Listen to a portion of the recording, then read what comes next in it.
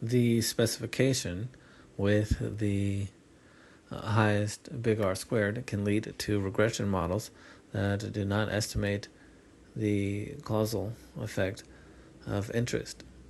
Key terms: restrictions, joint hypothesis, a big F statistic, restricted regression, unrestricted regression. Homoscedasticity only F statistic, 95% confidence set, base specification, alternative specifications, Bonferroni test. Review the concepts. 7.1. Explain how you would test the null hypothesis that beta sub 1 equals 0 in the multiple regression model.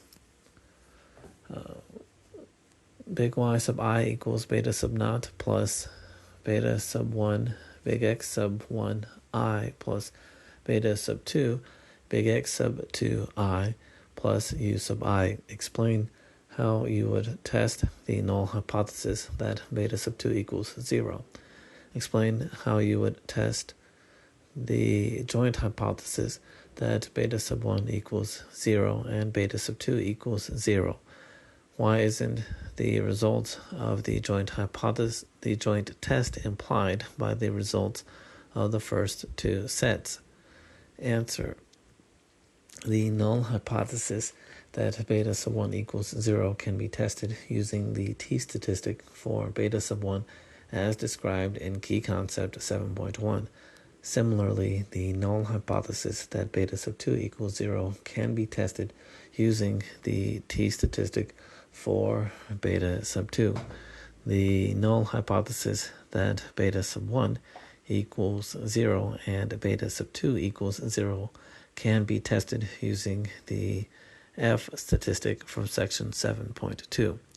The F statistic is necessary to test a joint hypothesis because the test will be based on both beta hat sub 1 and beta hat sub 2, and this means that the testing procedure must use properties of their joint distribution.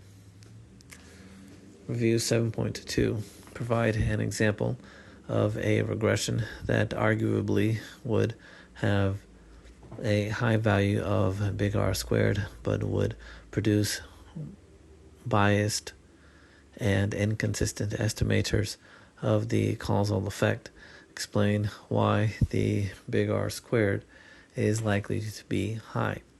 Explain why the ordinary least squares estimators would be biased and inconsistent. Answer 7.2. Here is one example. Using data from several years of her econometrics class, a professor regresses students' scores on the final exam, big Y, on their score from the midterm exam, big X. This regression will have a high big R squared because people who do well on the midterm tend to do well on the final. However, this regression procedure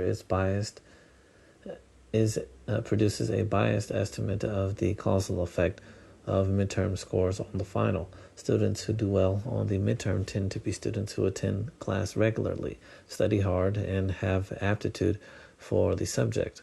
The variables are correlated with the midterm score but are determinant on the final exam score, so omitting them leads to omitted variable bias.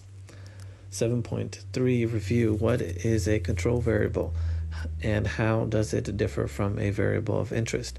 Looking at table 7.1, what factors are the control variables controlling?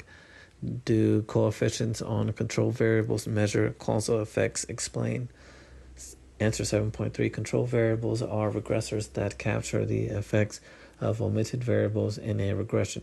These variables can eliminate or attenuate omitted variable bias for the coefficient on the variable of interest. Coefficients on the control will in general be biased estimates of causal effects because by design they capture the effect of omitted variables. In table 7.1, student-teacher ratio is the variable of interest and the other variables are control variables.